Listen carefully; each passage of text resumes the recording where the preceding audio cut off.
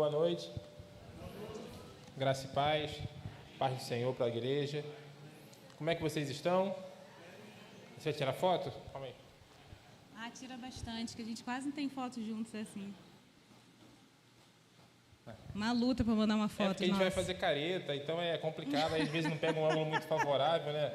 Aí coloca assim nas mídias sociais, não fica muito legal. Meu nome é Antônio Carlos.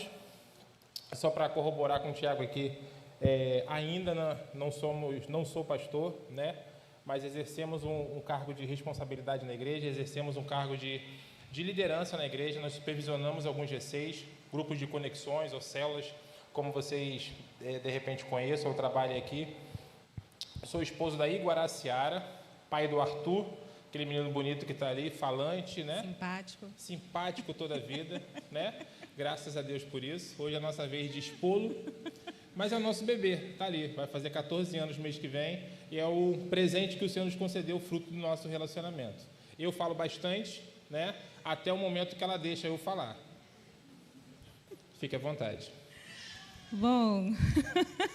Quem manda lá é ela, irmãos. Isso aí é verdade, tô brincando. Eu sou a Iguaraciara, esse nome mesmo, gente, mas pode me chamar de Guará, que fica mais fácil, tá? Nós somos casados há quantos anos? Eu nunca lembro, irmão. Eu não lembro. 14. Não, se ele vai fazer. Então, peraí, sou péssima em matemática também, sou da área da saúde. 15? Errou de novo. 16? Aí.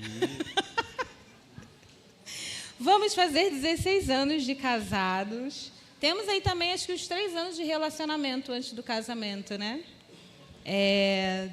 Somos ali da Igreja Batista Nova Filadélfia, lá de Nova Iguaçu, lá do Jardim Paraíso. Quando nós entramos, eu vi ali que a igreja vai fazer 41 anos esse ano, né? É isso mesmo? Aí eu falei assim, Júnior, um ano antes de eu nascer, a igreja estava nascendo. Eu falei assim, já cheguei dizendo assim, setembro? Quando de setembro que vocês vão fazer 41 anos? 30 quase, eu nasci no dia 26, senão eu falei, gente, essa igreja tem a minha idade. Mas não, essa igreja é mais velha do que eu. Mas é uma alegria estarmos aqui com os irmãos, conhecendo mais um povo de Cristo, uma igreja muito bonita. Eu adorei essas janelas, achei de uma coisa meio industrial, uma coisa muito linda. Amei a igreja, amei os irmãos são simpáticos, a gente foi entrando, foi todo mundo sorrindo, né, sendo simpáticos. Deus abençoe a vida de vocês. E cá estamos nós para ser instrumentos do Senhor para a vida de cada um de vocês. A gente sabe que família é um projeto realmente de Deus, é um projeto que só pode ser continuado através do Senhor. É impossível uma família subsistir sem que Deus, de alguma forma, não intervenha. Seja de forma ativa, ou seja, por sua misericórdia, por aqueles que ainda não o conhecem. Então, já me apresentei. Sou casada com esse moço bonito, mãe daquela criança maravilhosa e fisioterapeuta também. Quem estiver aí precisando... Estou brincando, irmãos. Tá brincando porque ela não vai vir, não. É que eu trabalho em Campo Grande, no outro polo daqui. Dar a volta ao mundo. É muito, muito, muito distante. Mas o Senhor nos trouxe aqui nesta noite. E é um encerramento, né? É um encerramento, é uma responsabilidade maior de falarmos sobre um tema tão importante e tão atacado como é a família. A responsabilidade que o Senhor nos concedeu e a responsabilidade que o Senhor concedeu a essa igreja, aos pastores, aos líderes e aos membros, porque não é uma responsabilidade só da liderança, falar de família e cuidar de família. É uma responsabilidade conjunta de todos nós, porque um pastor sem igreja não é um pastor, e uma igreja sem pastor também não pode ser uma igreja. E é por isso que a nossa referência, ela é a pessoa de Cristo. Ele é o cabeça de tudo, ele é o cabeça da igreja, e ele precisa ser o cabeça de nossas vidas. E é por isso que a palavra que o Senhor tem colocado no nosso coração nesta noite se encontra no Evangelho de João. Amém. João, capítulo 1, esse amado apóstolo de Cristo. Nós vamos ler 2 versículos apenas e depois nós vamos, ao desenrolar da palavra, nós vamos pegar outros textos também, mas nós gostaríamos de iniciar com esse. Todos acharam? A minha versão é Almeida do século Se olhar pra XXI. trás, não, na frente é grandão também. Para não perder, que você fala demais. Diz assim: no princípio era o Verbo, e o Verbo estava com Deus, e o Verbo era Deus. Ele estava no princípio com Deus. O Evangelho de João é um evangelho muito conhecido, assim, por mim, eu gosto muito desse evangelho, porque eu acho que João ele fala de uma forma muito direta da pessoa de Cristo, de quem Cristo é. João não tem a mínima intenção de provar quem Jesus é. Ele simplesmente diz, Ele é. Ele é a videira verdadeira, Ele é a porta, Ele é o caminho, Ele é a verdade, Ele é a vida. E eu acho interessante que, quando a gente começa a entender um pouco do contexto, quando João fala sobre isso e ele escreve o seu evangelho, ele fala numa cultura completamente pagã, numa cultura em que o conhecimento, o iluminismo, a capacidade de chegar a um nível muito excelente de conhecimento era algo muito real. Muitos cristãos estavam se apostatando da fé. E João, ele não quer somente falar para esse grupo, mas também para trazer o embasamento dos judeus, dizendo o seguinte: no princípio era o Verbo. Ele usa o que Gênesis 1 vai nos ensinar, que no princípio Deus criou os céus e a terra. Então, ele fala que o Logos, que as pessoas estavam sendo levadas a querer, o conhecimento pleno, ele está dizendo, antes mesmo desse conhecimento, antes mesmo de vocês imaginarem ou da sua mente conceber qualquer coisa, o Verbo já existia. Jesus já estava, Jesus já habitava, Ele é a essência de todas as coisas. Então, não existe a possibilidade de falarmos de família, de conversarmos sobre algumas funções e papéis, sem que Ele seja a nossa referência. É impossível não ser a referência, o Verbo não ser a nossa referência, porque no princípio Ele já existia. E eu acho tão interessante que quando Gênesis capítulo 1 vai falando que Deus do nada, daquilo que era, informe, vazio, escuro, Deus simplesmente diz uma palavra, haja luz. E isso é o que João vai conversar e vai dizer no decorrer desse primeiro capítulo, que ele era a luz dos homens. Então, quando Gênesis fala haja luz, não era simplesmente para que o mundo existisse, mas era para que eu e você, essa escuridão, esse mundo que muitas das vezes nós somos, que onde a luz de Deus não habita, a palavra já existia bem antes de nós existirmos.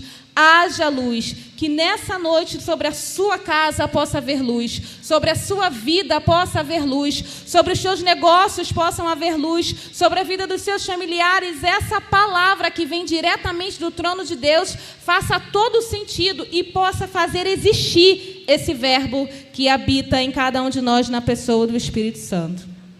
Glórias a Deus. E aí a gente começa a perceber e entender que, mediante a tudo isso, Deus cria do nada.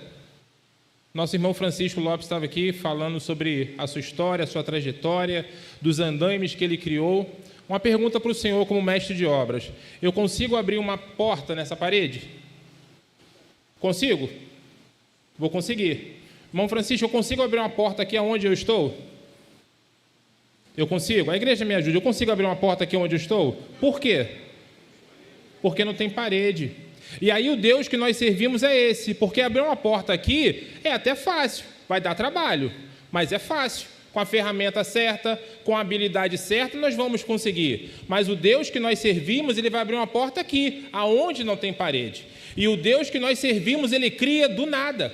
Ele cria sem ter necessidade de precisar de alguma coisa para criar. E esse Deus que não precisa de nada para criar, Ele é suficiente para criar o que Ele precisa, Ele se faz presente neste lugar. E aí a palavra do Senhor tem nos ensinado que aonde estiver 2 ou 3 reunidos no nome dEle, Ele ali se fará presente. O que faz a diferença no nosso relacionamento, o que faz a diferença no nosso relacionamento como família, como igreja, como pessoas, é a presença de Deus na vida de cada um de nós. Porque João já vai nos ensinar que sem Ele nada poderemos fazer. Não existe vida sem a pessoa de Cristo. Não existe referência se Ele não estiver em nós. E é Cristo Cristo em vós, a esperança da glória. E é por isso que nós estamos aqui, não porque merecemos, não porque conseguimos, não porque conquistamos, mas foi Ele que nos trouxe. O Senhor nos trouxe neste lugar, o Senhor tem nos capacitado, o Senhor tem nos fortalecido, e nesta noite toda a honra é dEle, toda a glória é dEle, todo o poder neste lugar é dEle, porque viemos aqui não para simplesmente olhar um para o outro, mas viemos para prestar um culto de louvor e adoração. A primeira parte foi dele, a segunda parte agora é dele para com cada um de nós. E nós também vamos nos alimentar junto com os irmãos, porque existe uma mesa preparada e o banquete é farto nesta noite em nome de Jesus. O texto também vai nos dizer, no versículo 3, o seguinte: todas as coisas foram feitas por intermédio dele, e sem ele, nada do que foi feito existiria. Era impossível, sem ele, existir uma família. Porque, na verdade, quando a gente fala sobre família, a gente parte de uma referência realmente. E essa referência é a família de Deus. A família onde habita o Filho e o Espírito Santo. E ali ninguém é maior do que ninguém, ninguém é sobre ninguém. Existe uma questão de, na verdade, organização para a nossa falha compreensão. Porque, como o apóstolo Paulo ele diz, né? Quem é que conheceu o Senhor? Quem é que pode dizer, eu dei um conselho para Deus? A mente de Deus é uma mente que nenhum ser humano consegue alcançar, consegue compreender. O conhecimento dele é tão profundo que, às vezes, nos resta somente crer pela fé. Porque como pode um Deus ser três ao mesmo tempo e não deixar de ser Deus? Como pode um Deus criar algo do nada? Como pode Deus ter pensado em criar o ser humano da forma que ele é? Como pode nós mulheres, né, muitas das vezes termos útero e conseguirmos gerar uma vida dentro de um corpo? É muito para a nossa mente compreender. A ciência ela consegue ir até o limite, mas existe o limite em que é a fé que nos carrega. É a certeza daquilo que a gente realmente não viu e a prova e a certeza daquilo que muitas das vezes nós não vimos e nem ouvimos. É essa fé que nessa noite nós precisamos nos alimentar. Para o quê? Para crermos que Ele verdadeiramente é o Filho de Deus, que a vida está nele e tudo que existe foi feito por intermédio dele. E sem esse Jesus, sem essa nossa referência, nada existiria, nada poderia subsistir sem a sua existência ou sem a sua ação. E o texto também vai nos dizer lá no versículo 4, a vida estava nele e ele era a luz dos homens. Ele é a nossa referência. Ele é a luz que pode clarear a escuridão que há em nós. Ele é aquele que vai trazer as coisas mais obscuras do nosso ser, mas para nos levar até o Pai, para dizer, olha, ele não é merecedor do perdão, ele não é merecedor da salvação, mas é através do meu sacrifício, é através do meu sangue, é através da luz que eu faço brilhar dentro dele, onde havia trevas, que ele pode se apresentar ao Senhor sem que a sua justiça o fulmine. Porque o que seria de nós se não fossem as muitas misericórdias do Senhor? E a gente vê que os casados aqui nessa noite, independente se a sua esposa ou seu esposo esteja aqui, parece doideira, não parece, irmão? Perdão pelo doideira, mas parece uma coisa assim de, com todo respeito, Deus, mas não parece uma coisa assim estranha? Pegar pessoas tão diferentes, colocar debaixo do mesmo teto? Alguém já pensou em matar? Não precisa me responder, por favor, mas alguém já pensou em matar? Não precisa responder, eu falei que não precisava. Não, mas eu pensei que eu precisava na frente dos irmãos. A gente ainda nem começou, coitado. Não precisava me expor assim na frente dos irmãos. A gente ainda nem começou. E aí a gente começa a entender que é uma coisa muito complexa o casamento. São pessoas diferentes, totalmente opostas, pessoas que com pensamento diferente, gostos diferentes, educações diferentes, famílias diferentes, parentes diferentes. Porque tudo isso é muito complexo, irmãos. A minha família, a minha parentela é de uma forma, a parentela dela é de outra. Nós casamos, tentamos desfazer esses vínculos, mas não adianta, eles vêm atrás. Eles são ruins, eles perseguem. Eles vão atrás da gente, eles vão lá, eles continuam. Eles não deixam a gente viver a nossa vida e a gente tem que saber lidar com isso. Isso também é ser família. E é entender que dia após dia... Não. Tá rindo da minha família não, né? E entender, tá rindo da sua, né? Então tá bom. E entender que dia após dia isso faz parte do relacionamento. Saber entender que a sogra é uma bênção. E a minha sogra realmente é. Minha mãe é maravilhosa. E a sua também. Que a minha sogra? É lógico. A sua sogra é uma benção. E a gente começa a entender e a participar e a ver todas essas coisas. Os problemas, eles fazem parte da vida de cada um de nós. Os problemas vão nos acompanhar. Se nós hoje entramos aqui e foi nos apresentado um evangelho fantasioso e fictício, que é só vitória, é só alegria, é só glória e aleluia, sinto muito. Te enganaram, me enganaram. Esse evangelho não existe.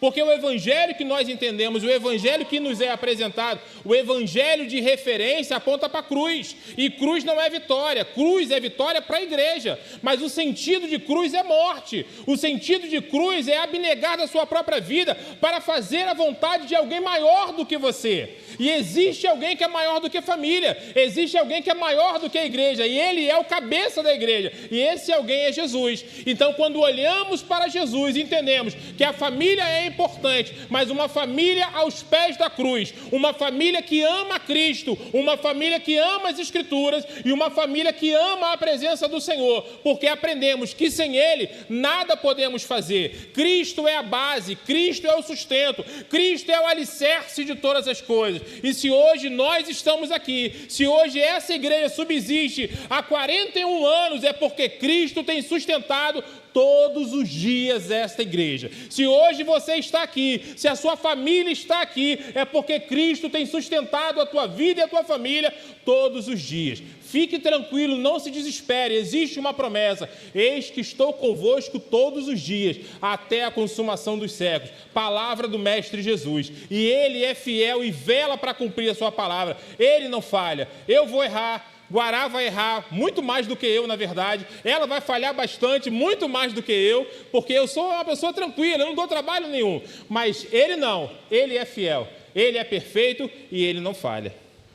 Aí ele provoca, né? Fica difícil, irmãos. Eu estou aqui tentando ser pacífica, uma pessoa como submissa. A gente vai falar sobre isso, tá? Quer mágoa? Não, já peguei para mim. Pegou? Mas quando a Bíblia fala acerca de famílias, né, quando a gente tem essa ideia, os irmãos já pararam para pensar o que fez Jesus querer morrer na cruz por nós? Né? Às vezes a gente pensa assim, poxa, se já sabia que daria errado, por que ter feito? Por que ter criado o ser humano? Por que Adão nos vendeu, né? Porque Eva foi lá e comeu do fruto e, não satisfeito, ofereceu para Adão. E a gente fica nessa guerra para poder achar aonde começou a dar errado. Como que nós chegamos aonde estamos hoje? E não, a culpa foi da mulher. Não, mas o homem foi permissivo. Ele que, na verdade, tinha que ter ensinado para ela, não tinha que ter deixado ela sozinha. E a gente nunca vai achar uma resposta que não seja a própria palavra. O quê? Eva foi seduzida pela cobiça do seu coração em achar que poderia viver sem Deus. Quando a serpente chega para ela e oferece do fruto, ela simplesmente diz, é verdade, acho que eu posso ser igual a ele mesmo, sabia? Acho que eu posso ser até melhor. Enfim, ela é seduzida, ela come, não satisfeita, dá para Adão, Adão também, né, come, se delicia, e quando Deus começa a chamar Adão vai dizer, ó, é o seguinte, teu plano deu errado. A mulher que tu me deste foi a culpada de tudo.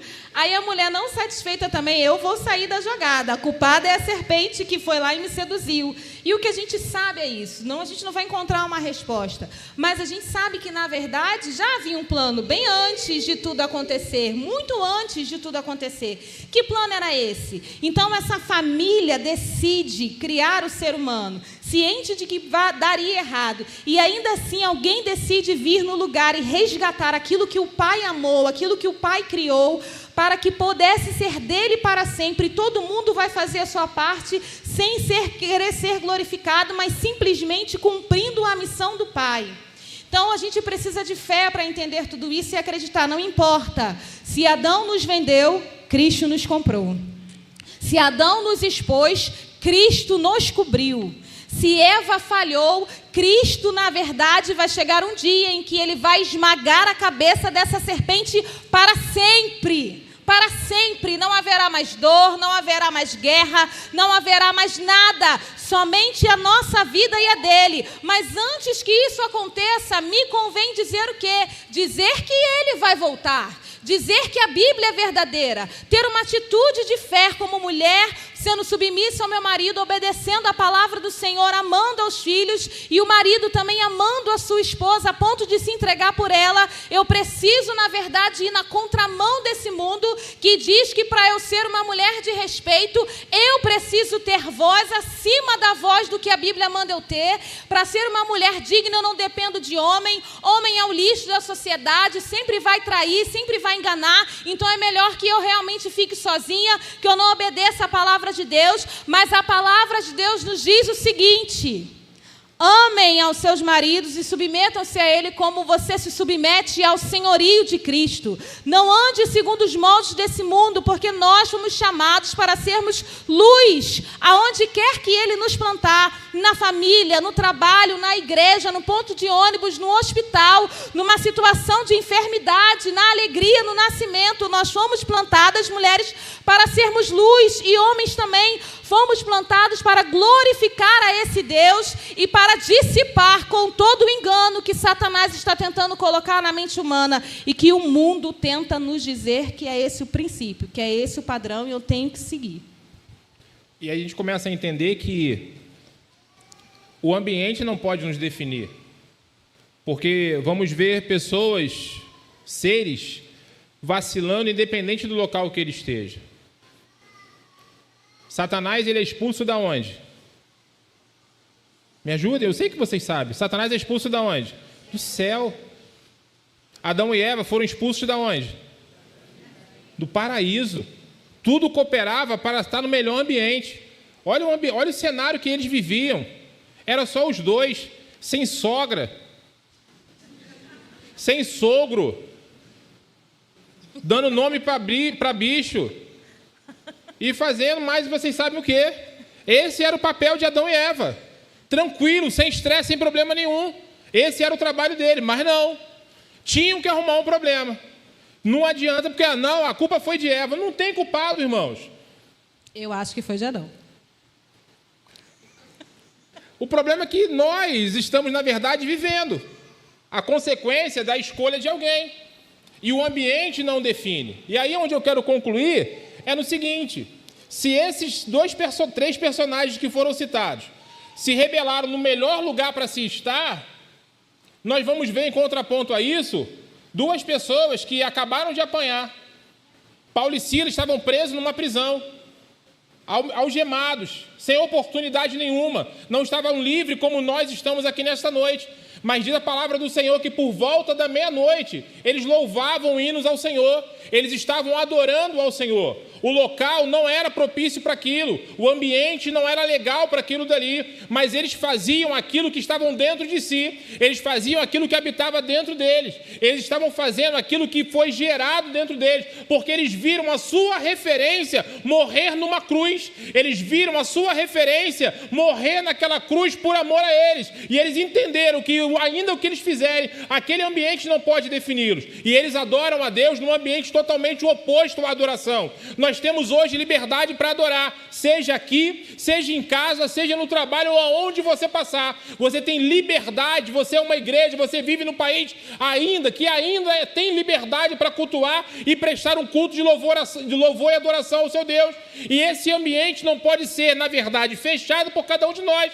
Não podemos entrar por essas portas e não mais nos acostumar a não sentir a presença de Deus. A presença de Deus é palpável a cada um de nós. É só chamarmos pelo nome dele. Quando você chama o nome dele, ele vem. Quando você clama por ele, ele vem. E ele não chega atrasado. Por quê? Porque eu falho, ela falha, nós falhamos, a igreja pode falhar com você, mas existe alguém que é perfeito. Este não falha, não chega atrasado. A hora dele é boa, perfeita e agradável. Ele sabe o que faz, da forma que faz e da maneira que faz. E ele tem todo o poder nas suas mãos, porque todo o poder emana dele e toda a plenitude de Deus habita em Cristo. E é por isso que Cristo em nós é a esperança da glória. Se existe esperança para a família brasileira, se existe esperança para a família no mundo, é Cristo habitando no seio da família, é Cristo habitando no meio de cada um de nós, é Cristo habitando e nos mostrando dia após dia que eu preciso abrir mão de mim mesmo, porque eu não casei para ser feliz, eu casei para fazê-la feliz. Ela não casou para ser feliz, ela casou para me fazer feliz. E assim é a família. É um lutando pelo outro. Com todo respeito, assim também é a igreja. É um lutando pelo outro. Esse irmão que está do seu lado, essa irmã que está do seu lado, você precisa lutar por ela. Você precisa sentir a falta dela quando ela não vier. Você precisa ligar para ela quando você puder e falar boa noite, boa tarde, bom dia, como você está? Como está o seu dia? Sentir a sua falta. Gostaria de falar com você. Isso é importante. Nós estamos perdendo aquilo que o Senhor tanto preza, porque quando Adão e Eva erram, falham, o que Deus vai fazer com eles? Vai procurá-los. E quando eu erro, vocês viram as costas para mim? Não é legal. Cristo nos dá o exemplo, Deus nos dá o exemplo que quando a humanidade está prestes a falhar, prestes a cair, antes dele sentenciar, a primeira coisa que ele faz é ir atrás. Adão, onde tu estás? Vamos trocar uma ideia de homem para homem. Cadê você, Adão? E Adão ouvi a sua voz e me escondi, porque tive medo, porque percebi que estavas nu. E aí, nós não podemos esquecer que nós temos a oportunidade de confessar. Aquele que confessa o seu pecado e abandona, esse alcança a misericórdia. O que nos falta hoje como igreja? Confessar os nossos pecados uns aos outros. Abandonar, para que possamos alcançar a misericórdia. E o que é a misericórdia? Misericórdia é a derivação de duas palavras, miséria e cardia. Miséria, de miserabilidade, de uma situação miserável, e cardia, de coração. E aí a gente começa a entender que Deus é aquele que, quando age com misericórdia, ele consegue enxergar a miséria que está no meu e no teu coração. E esse Deus misericordioso está presente neste lugar e habita na tua família. Ele consegue ver essa miséria e ele consegue mudar a história dessa miséria. E se você está aqui é porque um dia, ele te olhou com um olhar de amor, com um olhar de misericórdia, viu a miséria que habitava dentro de cada um de nós e nos libertou, nos limpou e nos lavou e tem nos lavado pela sua palavra. Glória a Deus. E diante de tudo que o Senhor tem feito nas nossas vidas, diante de tudo que Ele fez ao longo da história, né, da raça humana, a gente às vezes quando fala um pouco de submissão feminina, a gente, né, dá aquela trincada assim no ouvido, aquele arrepio na espinha, já vem a irmã falando sobre submissão. Nós, cristãos, nós não vivemos de acordo com os padrões do mundo e nem de acordo com o que o mundo diz o que é ser submissa. O mundo nos ensina que uma submissão é quando a mulher ela não tem voz, ela não tem vez, ela não tem respeitabilidade, ela não tem os mesmos direitos. O mundo ensina que você não pode se submeter porque você pode ser enganada, você pode ser trocada, você pode ser ferida. E, de uma certa forma, a gente sabe que isso é uma realidade. Quantas mulheres hoje, infelizmente, não vivem as suas lutas e as suas dificuldades porque foram abandonadas, porque tiveram que sustentar filhos sozinhas, porque não pôde contar com um companheiro do seu lado, tampouco com o apoio da família, porque, de repente, não foi benquista na igreja porque foi abandonada. E a gente sabe que isso realmente é uma realidade. Mas vamos para a Bíblia? Nós não podemos dar ouvidos a vozes que não são a voz de Deus. Nós não podemos andar num caminho que não é o caminho, Jesus Cristo. E o apóstolo Paulo, quando ele escreve carta aos Efésios, ele vai dizer sobre os deveres do lar. Ele vai dar algumas diretrizes e algumas características de um lar em Cristo. E desde já eu gostaria que todos nós, nessa noite, tivéssemos maturidade para entender que não há lar perfeito. Não há nenhum lar perfeito. Eu sei que na era do Instagram é tudo tão lindo, né? Irmãos, tem hora que eu fico até chateada com a minha vida quando eu dou uma olhada no Instagram. Eu falo, gente, por que Júnior não é rico? Por que não me leva para Ilhas Maldivas? Por que eu não estou viajando toda semana? Senhor, por que eu casei com esse homem? Ele é um homem de Deus, tá ruim até um homem de Deus. Arraial do Cabo, irmãos. Ele é até um homem de Deus, mas é pobre. Eu queria um homem rico. Quando a gente não olha, a gente fica olhando para nossa vida, Deus, eu tenho que trabalhar, acordar às 5 horas da manhã, irmãos, uma luta. Meu Deus, por que eu não nasci herdeira? A gente não fica com essa história. Meu pai, por que eu não nasci rica? Por quê? Porque o único Deus que a Bíblia vai declarar é a Mamon. Mamon é o dinheiro, é o Deus que realmente rege o mundo. Então, nós temos que tomar cuidado para o nosso coração não estar inclinado para as coisas materiais. E ao olhar essa vida de Instagram, olhar esse filtro maravilhoso, aonde sempre há harmonia e lugar bonito, e o cara tem que ser um malhado, o cara tem que ser um tatuado, a mulher tem que ser... A mulher precisa ser, sabe, aquela mulher do lar, que dá conta dos filhos, ainda acha tempo para cuidar do cabelo, do corpo, ainda parece linda. Irmãos, eu fico olhando assim, gente, não dá. Não dá, tem dia que eu não consigo dar conta nem do meu cabelo, tem dia que eu não consigo dar conta nem da roupa, que dirá dar conta disso tudo e no dia seguinte amanhecer linda. Não sei se vocês já viram, vamos acompanhar o meu dia. O dia da mulher é perfeito. Ela acorda, faz um café da manhã maravilhoso, vai para a academia, leva os filhos na escola, entra no carro automático, grande, tudo lindo, volta, o marido está lá ajudando com as crianças. Fico, não é possível. Não é possível que eu não consiga viver um negócio desse. Ela não consegue dar conta de tudo, mas ela consegue ser linda. Aí, ó, já está trabalhando já. Mas é esse mundo que vai, na verdade, nos instigando a querer um mundo perfeito. E quando a gente olha isso nas redes sociais, quando nós olhamos isso, aí você olha para o Júnior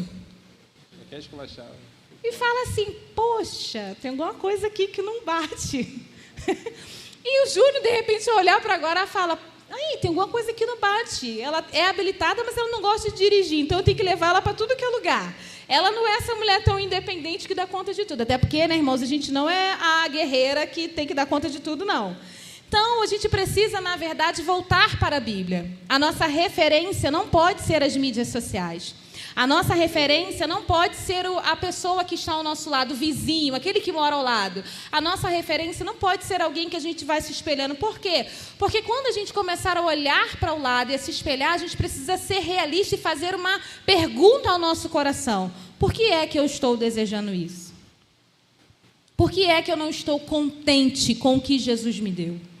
O que é que está me levando a desejar esse mundo fantasioso? E é isso que a Bíblia a todo instante vai nos dizer, do desejo, da inclinação do nosso coração. E nós precisamos e temos acesso ao Espírito Santo para dizer, Espírito Santo, eu não estou feliz não, eu não estou feliz com essa vida, porque quando eu olho isso aqui, me parece que a minha vida, ela é horrorosa, ela é uma vida que não condiz com aquilo que eu gostaria. Espírito Santo, me ajuda, porque o meu coração está se inclinando para as coisas desse mundo. Eu quero conquistar, eu quero ter, eu quero ser, eu quero sempre estar com filtro, eu quero antes de repente, estar na companhia da minha família, ou do meu esposo, ou de uma bela amiga, eu quero, na verdade, primeiro postar para aparecer, e às vezes eu não estou nem ali naquele momento, porque na verdade eu quero que o outro veja o que eu estou vivendo e que a minha vida seja uma referência para que ele tenha inveja de mim, diga, nossa, como a vida da Guará é bonita, como é bela a vida dela. Não é isso que muitas das vezes o nosso coração parece que vai se inclinando para essas coisas? Aí daqui a pouco chega, ai, tantas curtidas, olha aqui, ó, nossa viagem, tantas curtidas, e fulano comentou, ai, casal perfeito, ai, amo, casal referência, e a gente vai se deixando levar por essas coisas, o coração vai se enchendo e a gente vai vivendo em função disso. Quando, na verdade, às vezes, numa reunião de família, muito mais nós estamos com o celular do que, de repente, ouvindo os mais velhos.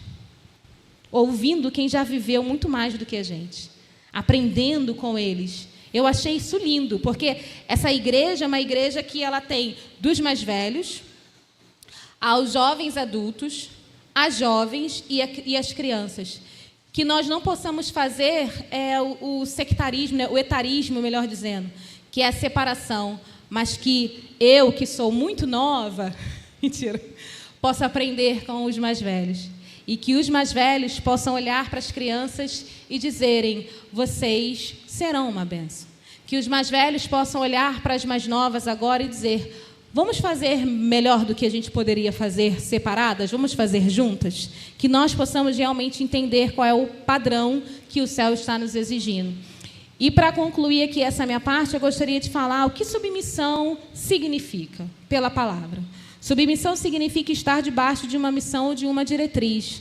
Submissão não é a mulher não ter voz. Submissão não é para a mulher sempre estar debaixo de um autoritarismo e não de uma autoridade pela palavra.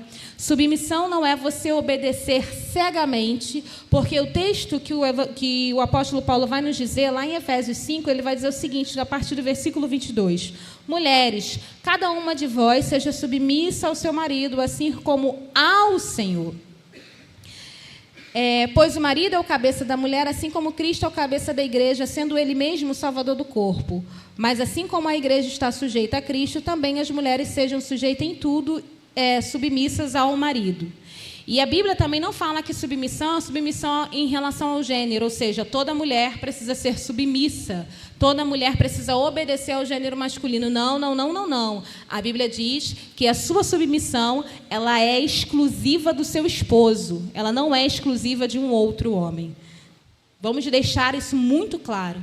E submissão não é estar debaixo de violência doméstica. Submissão não é estar debaixo de autoritarismo. Submissão não é, muitas das vezes, você ter que ouvir que você é burra, que você não consegue fazer as coisas, que você não dá conta de nada, que ele já trabalha, já traz o sustento para dentro de casa e você não consegue organizar uma casa. Sua mãe não te ensinou o que você deveria fazer e a gente vai perpetuando isso. O que nós, como igreja, não podemos viver é o extremismo disso, ou seja, o feminismo e o machismo.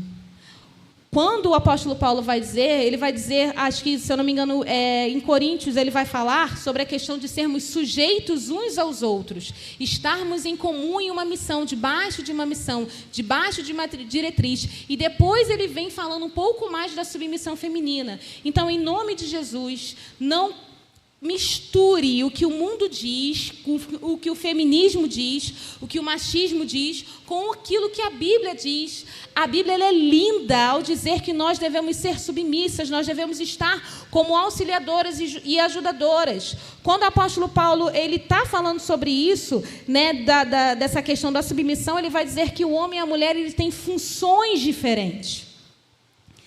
E a submissão, na verdade, ela é uma postura, assim como a ordenança de amar a esposa é uma postura. Mas a submissão está relacionada a essa questão da postura. As funções é a seguinte: o homem tem uma função de liderança, tem uma função de autoridade, né? A esposa tem aquela função de auxiliadora, aquela que está ali para ajudar, para auxiliar, mas ela não é uma questão de inferioridade nem superioridade. Não existe isso pela palavra. Ser submissa não significa que você esteja abaixo, que você seja inferior, porque diante de Deus, homem e mulher são iguais. São iguais a nível de pecado e a nível de redenção também. Muitas das vezes, a responsabilidade do homem ela é muito maior do que a da mulher em relação a isso, porque é dele que Deus vai cobrar certas posturas. É com ele que Deus vai ter uma conversa um pouco mais ajustada, um pouco mais... Tem aquela conversa quando o pai tem com a gente, que a gente chega a dar aquele... Ai, vou ouvir agora a bronca das broncas. É exatamente isso que, na verdade, a Bíblia está dizendo em relação à autoridade.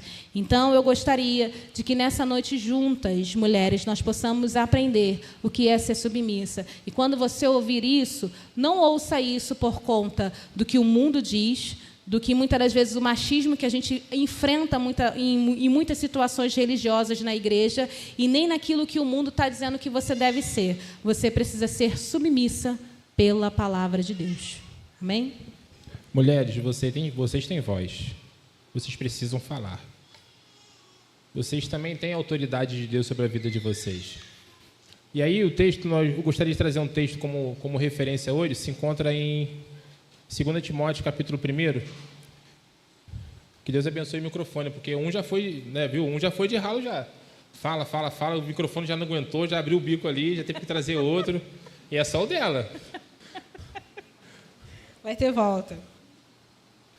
A igreja contempla o que eu tenho passado. Meu Deus, meu Deus.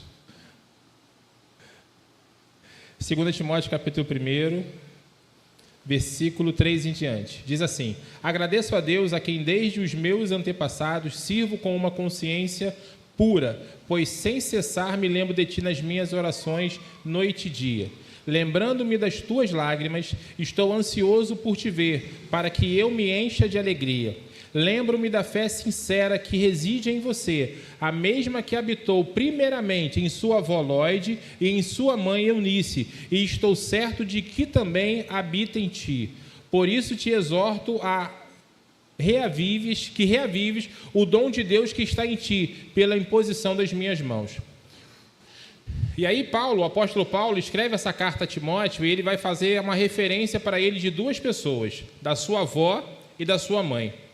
E aí a gente vê que o pastor Timóteo é instruído pela palavra por duas mulheres, não por dois homens. Não que o homem não deva fazer, nós devemos fazer, porque essa responsabilidade, como os sacerdotes, os homens estão presentes, os homens aqui, só os homens, por favor. Essa responsabilidade de pregar para o seu lar é sua, é minha, é nossa. Nós somos sacerdotes do nosso lar. Eu não posso colocar sobre a vida da minha esposa uma responsabilidade que é minha. O meu filho precisa me ver orando, o meu filho precisa me ver lendo as Escrituras, o meu filho precisa saber o que é um jejum, qual o significado e qual a importância, o que é ter uma vida devocional. O meu filho precisa, a minha família precisa entender que essa responsabilidade é minha, mas também não é só minha.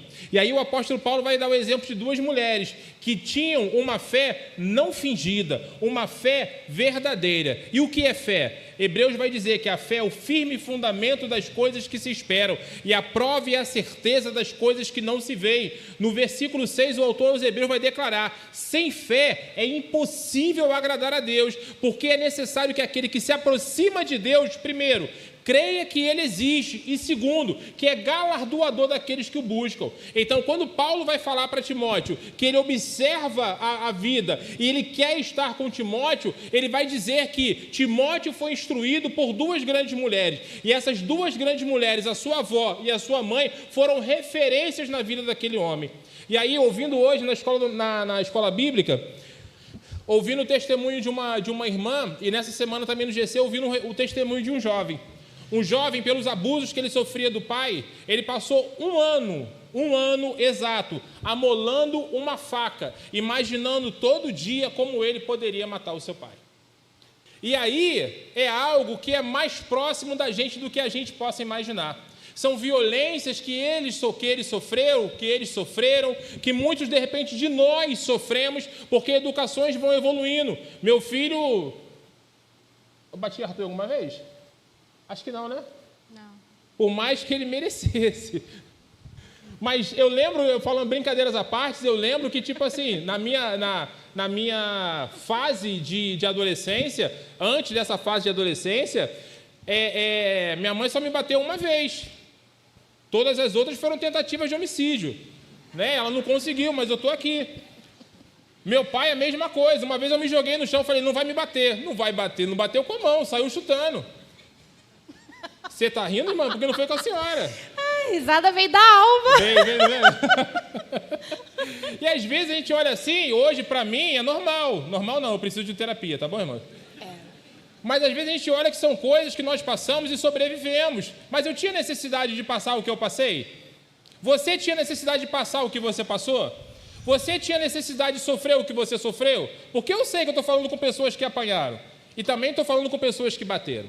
E nenhuma das duas necessidades existiam, porque nós temos hoje a Bíblia como nossa regra de fé, e essa orientação poderia ser muito bem dada pela palavra do Senhor. Não era para bater com a Bíblia, é para orientar pela palavra de Deus. E às vezes a gente começa a entender, e essa responsabilidade é nossa, que como que pode um filho imaginar todo dia, amolar uma faca todo dia, pensando na possibilidade e maneira de tirar a vida do próprio pai? Isso não é legal, irmão. Isso é triste, isso é trágico, isso é próximo de nós.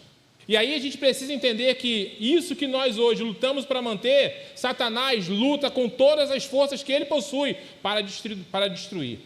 Ele quer acabar com a família, ele quer destruir com o alicerce da sociedade, a família tradicional. Mas nós também gostaríamos de falar nesta noite para mulheres que criaram seus filhos sozinhos. Gostaríamos de falar nessa noite também para o pai que criou os seus filhos sozinho. E gostaríamos de falar também nesta noite para aqueles que estão esperando no Senhor. Porque muitas das vezes, num relacionamento, num culto como esse, falando sobre família, vai ter alguém contando uma piada e zoando porque você está solteiro. Mas nessa noite não. Eu gostaria que você que está esperando no Senhor, espere com paciência no Senhor. Espere com toda a sua força no Senhor. Não se precipite em nada. Não olhe pela aparência. Não faça como Samuel, mas faça como alguém inspirado por Deus. Entenda que no momento certo e na hora certa, o Senhor hora de enviar o teu varão e a tua varoa. No momento e na hora certa, Deus há de suprir a sua maior necessidade. Mas, por favor, você que está esperando, não se desespere. Não se desespere. Não se desespere. Por favor, não se desespere. Porque é uma decisão que é única. Não que você tenha que sofrer por resto da sua vida, mas nós aprendemos e ensinamos que é até que a morte nos separe. E se possível for, não mate ele e não mate ela, e vá até que a morte os separe. É porque a gente vive, muitas das vezes, num ambiente onde ser cristão e ser solteiro é sinônimo de ser ridículo, né? É como se assim, minha filha, vai ficar para titia, hein? Que isso, varão? Você realmente gosta? Sempre tem aquelas brincadeiras fora de hora, sempre tem aquela fala indevida, e nós, como crentes, precisamos vigiar nisso. Você não sabe, de repente, a luta que aquela pessoa está enfrentando para se manter santa diante de Deus nesse aspecto. Você não sabe, de repente, quantas dores ela teve que, ou tanto o homem quanto a mulher, tiveram que abdicar para se manter na presença do Senhor, porque perceberam e o Senhor os instruiu de que se manter naquele relacionamento ou iniciar um relacionamento por conta das suas fragilidades e carência não ia ser o suficiente.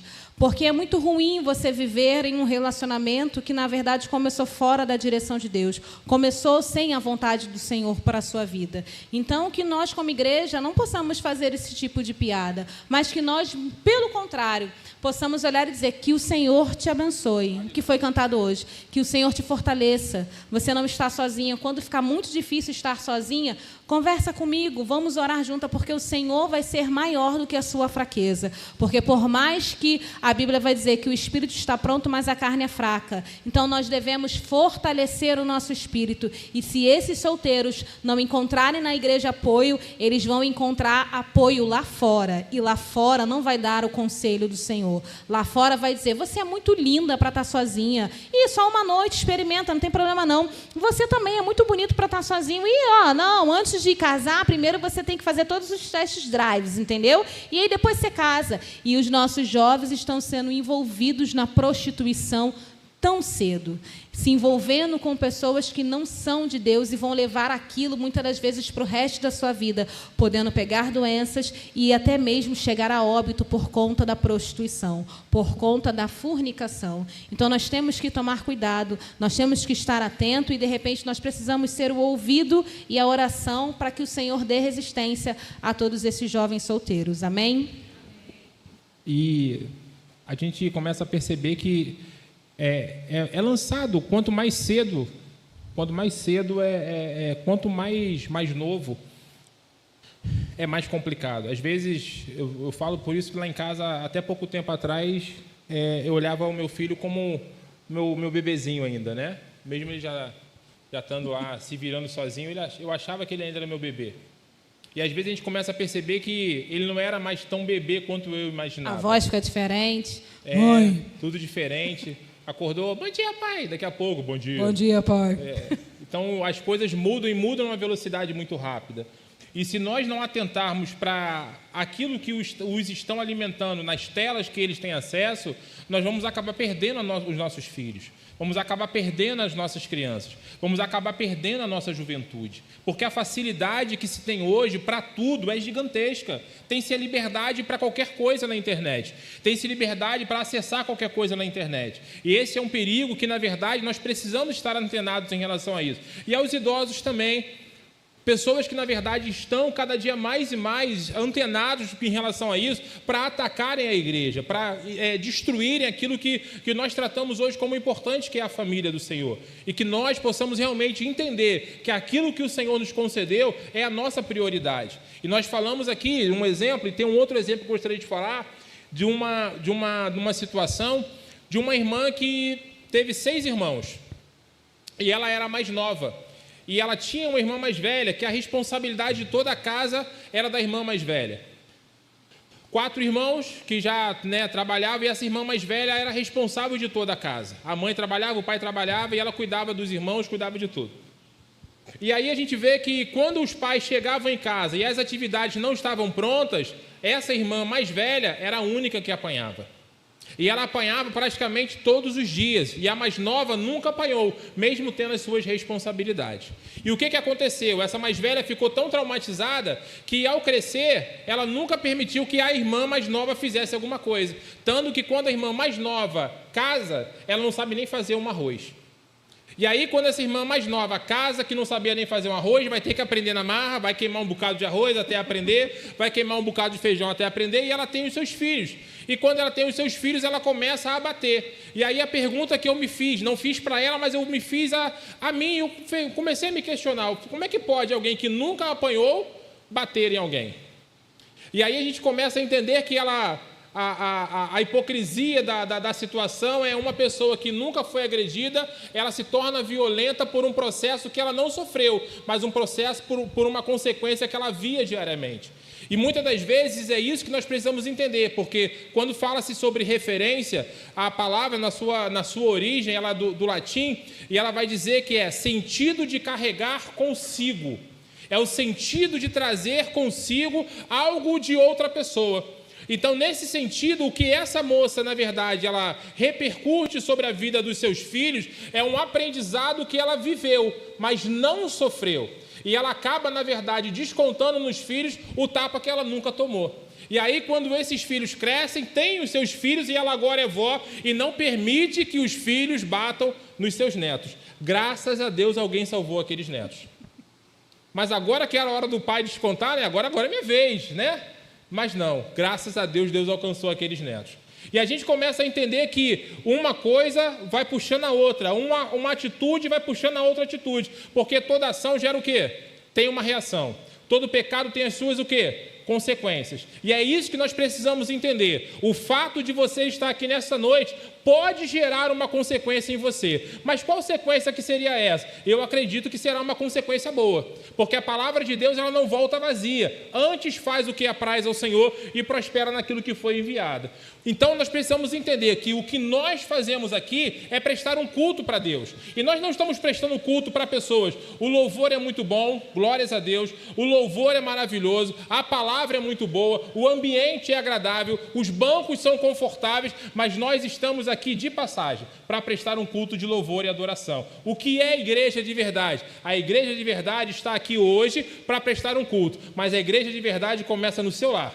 Começa dentro da sua casa e começa lá fora também, procurando e lutando por aqueles que não têm voz. E aí nós vamos ver um texto de uma mulher que com 12 anos, passando por um fluxo de enfermidade, um fluxo de sangue, 12 anos, gastou tudo o que ela tinha, não tinha voz, até que ela encontra alguém que quer ouvir a sua história. E Jesus permite ser tocado por aquela mulher. Dele sai poder, dele sai virtude. E quando todo mundo pergunta quem te tocou, como assim quem te tocou? A multidão te toca e o Senhor pergunta quem te tocou, Cristo vai dizer, alguém me tocou porque de mim saiu virtude, porque de mim saiu poder. Tocar em Cristo hoje exige de cada um de nós a nossa responsabilidade de falar, Senhor, para mim está ruim, eu estou enfermo há 12, 30, 40, 50 anos, mas eu preciso ser curado. E o meu ato de fé hoje é enfrentar a mim mesmo e saber que não há virtude nem vitória mais bela do que numa batalha comandar e vencer a si próprio. Existe uma batalha acontecendo nesta noite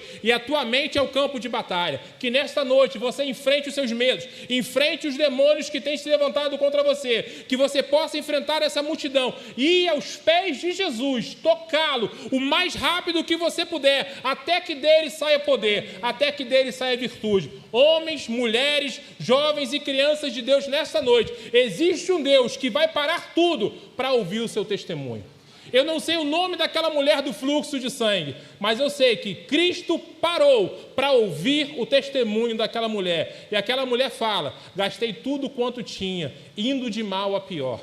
Tudo que eu tinha se foi, mas ao te tocar, a minha vida nunca mais foi a mesma. Que nesta noite, o Cristo de lá, que está aqui, possa ser tocado por mim e por você. Como você vai fazer, eu não sei. Como eu vou fazer, eu ainda também não sei. Mas eu preciso tocar nessa noite em nome de Jesus. Que a sua família toque o coração do Mestre. Que a tua família alcance o coração do Mestre. E a força que você precisa possa ser restabelecida sobre a sua vida nesta noite em nome de Jesus. Amém. E ele está falando, o microfone dele não acaba, viu? É perseguição isso. Amados, gostaria também de falar sobre a questão dos maridos, né? No versículo 25, ainda de Efésios 5, diz o seguinte: maridos, cada um de vós ame a sua mulher, assim como Cristo amou a igreja e a si mesmo se entregou por ela. Não fica difícil para nenhuma mulher se submeter quando ela é totalmente amada, quando ela é respeitada, quando ela é de alguma forma honrada. E esse amor é um amor que é sacrificial. É realmente a cada dia você demonstrar, ela gosta disso, né? Ela gosta de sair. Eu trabalhei a semana inteira, eu estou cansado, mas ela gosta de ir na praça tomar um açaí. Vamos também, né, irmãs, querer coisas mediante a nossa condição financeira. E às vezes ele vai estar cansado, ele vai dizer, eu vou lá para fazê-la feliz. É esse amor sacrificial. É, às vezes, de repente, só tem um bife. E você sabe que ela é uma carnívora, insaciável. E Deus está falando aí, ó.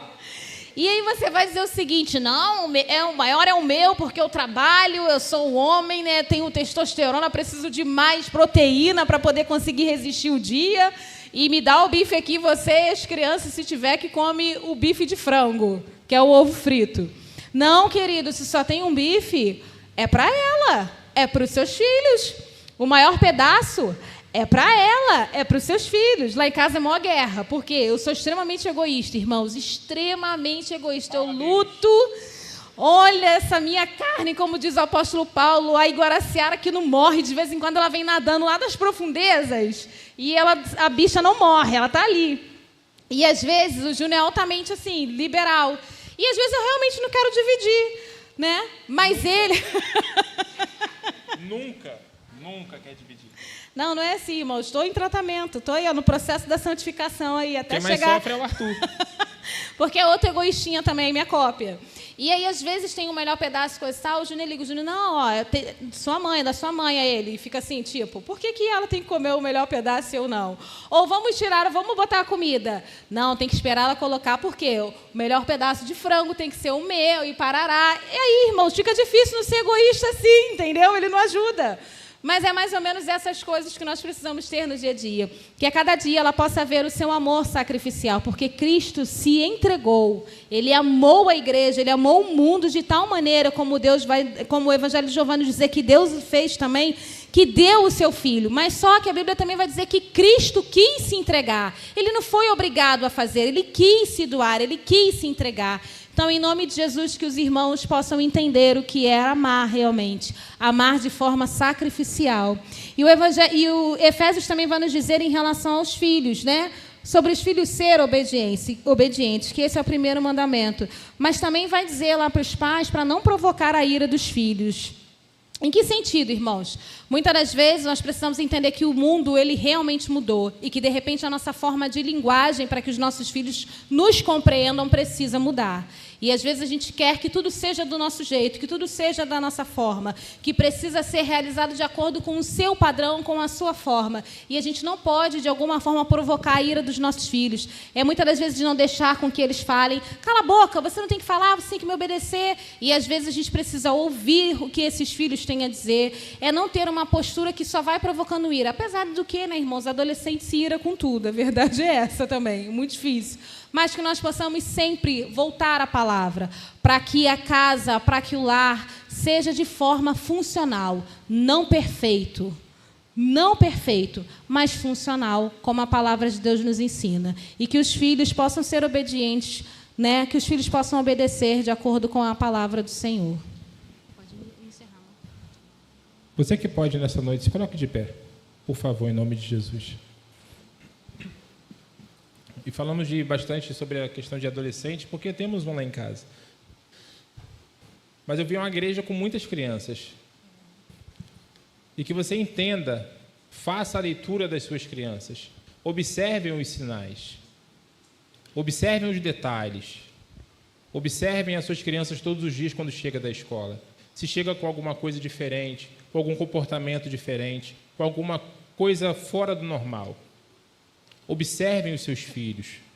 Pais que têm mais de um emprego, deixem um tempo para suas famílias também. Dinheiro é importante, mas não é tudo.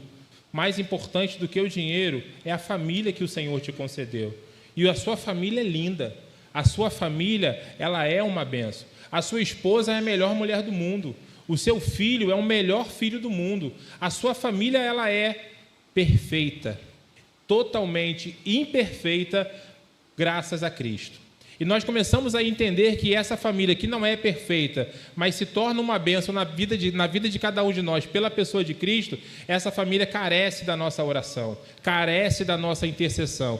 Pai, mãe, filho, avós, não deixem de orar pelas suas famílias, não deixem de lutar pelas suas famílias, e entenda que aquilo que o Senhor te concedeu é algo precioso. Lute por ela, porque se você não valorizar a sua esposa, pode acreditar, tem um montão de urubu lá fora que vai valorizar. Tem um montão de homem lá fora que vai valorizar a sua esposa. Esposas, valorizem os seus maridos. Pode olhar. Ele é gordinho assim, né? Ou ele é muito magrinho, mas tem alguém que está lá fora que está olhando o seu pedacinho de carne. Então valorize, ame, respeite, elogie.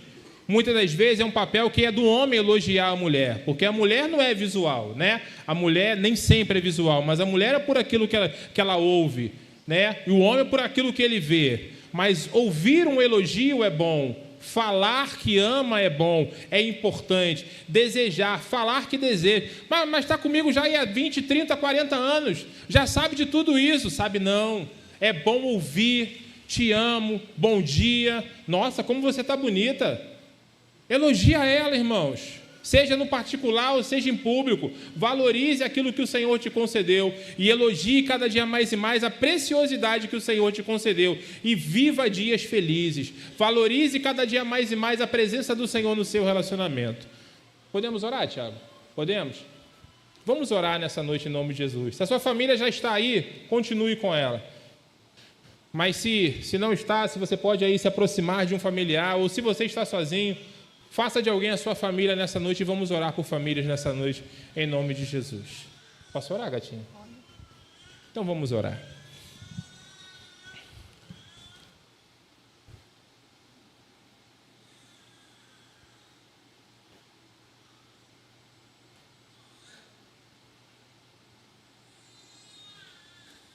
Tu és o Pai nosso que estás nos céus.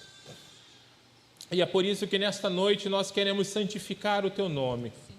E te pedir, ó Pai amado, venha a nós o Teu reino e seja feita a Tua vontade neste lugar. Muito obrigado, ó Pai amado, pelo pão nosso de cada dia que o Senhor nos deu hoje. Perdoe, ó Pai amado, pelas nossas ofensas, assim como nós perdoamos aquele que nos tem ofendido. Pai, eu te peço nesta noite, por favor, Senhor, por favor, não nos deixes cair em tentação. Mas, Pai, certo de uma coisa, mas livra-nos do mal, porque Teu é o reino, Teu é o poder e Tua é a glória para todo sempre. Nós estamos, ó Pai amado, neste templo, nesta igreja, ó Pai amado, fomos convidados para estarmos aqui. E o Senhor nos deu a honra de, Pai amado, estarmos aqui fazendo esse encerramento nesta noite. E a Ti seja a honra e a glória por este lugar. Cada família que está aqui representada nesta noite, Pai, possa ser tocada pelo Teu Santo Espírito, Pai. Que cada família que está aqui nesta noite, Senhor, o perdão possa se fazer presente, ó Pai amado, em cada família aqui representada. Que cada dor, ó Pai amado, mencionada aqui nesta noite, que a Tua palavra possa ser um bálsamo, ó Pai amado, que vai curar esta dor instaurada nesta vida por algum motivo ou razão. Cada palavra que ofendeu, cada atitude, ó Pai amado, que feriu, cada palavra, ó Pai amado, que foi dita numa hora imprópria, trazendo um ferimento, trazendo uma dor profunda, ó Pai amado, uma amargura, meu Pai amado, para esse relacionamento, nós gostaríamos de orar nesta noite e pedir ao Senhor que recebeu o nome que é sobre todo nome. Tu recebeste o nome que é sobre todo nome, e a Tua palavra nos ensina que é o nome de Jesus Jesus, todo joelho se dobrará e toda língua confessará que o Senhor é Deus. Nesta noite, sobre cada família aqui representada, não tem palavra de encantamento que possa subsistir ao nome poderoso de Jesus Cristo. Sobre cada família representada aqui, não há doença espiritual maligna lançada contra essa família que possa subsistir ao nome poderoso de Jesus Cristo. Sobre este nome nós oramos nessa noite, profetizando sobre este lugar, sobre esta igreja, sobre cada família aqui representada, uma família saudável, uma família restaurada, uma família avivada para a honra e para a glória do nome do Senhor. Quando nós chegamos, ó Pai, aqui neste lugar, tinha uma confusão ali fora instaurada. Tinha uma confusão acontecendo na hora que nós chegamos. Sobre essa família nós oramos nesta noite. Sobre este lar nós oramos nesta noite. Sobre essas vidas nós oramos nesta noite. E eu sei que eles estão ouvindo, ó Pai amado, esta oração. Alcança esta família nesta noite. Alcança este lar nesta noite. Restaura essa família nesta noite. Para a glória do Teu nome, Jesus. Nós acreditamos que algo vai acontecer, não porque nós estamos orando, mas porque Tu és fiel sobre a Tua palavra e vela sobre a Tua palavra para a cumprir. Aleluia. Nós, como igreja do Senhor, estamos aqui, ó Pai amado, orando ao Senhor, porque aprendemos na oração que tudo aquilo que é ligado na terra, Ele é ligado no céu. E nesta noite, meu Pai amado, as famílias serão restauradas, amém? Amém. Casamentos serão avivados, amém? Os filhos serão uma bênção, amém? Amém? A tua saúde será restaurada, amém? Amém? Não digo de uma saúde física, mas de uma saúde espiritual. Mas se o Senhor quiser curar a física também, que essa cura aconteça nesta noite, amém? Amém? Que a tua família seja uma bênção, que você seja uma bênção e que essa igreja seja uma potência cada dia mais e mais neste lugar. Que essa redondeza possa crescer, que as famílias que aqui estão possam crescer cada dia mais e mais em graça e conhecimento para a glória do Deus eterno. Nós oramos nesta noite, profetizando ricas bênçãos dos céus. Que o Senhor os abençoe nesta noite e os guarde, que o Senhor os proteja, que o Senhor os fortaleça e os capacite cada dia mais e mais para a honra e para a glória do nome santo do Senhor Jesus. Nós te louvamos, Pai, e te agradecemos em nome de Jesus. Amém e graças a Deus. Amém? A Deus toda a honra, a Deus toda a glória, a Deus todo louvor e toda adoração. E nós agradecemos por esta rica oportunidade e que o Senhor continue a falar e ministrar ao coração desta linda igreja em nome de Jesus. Amém?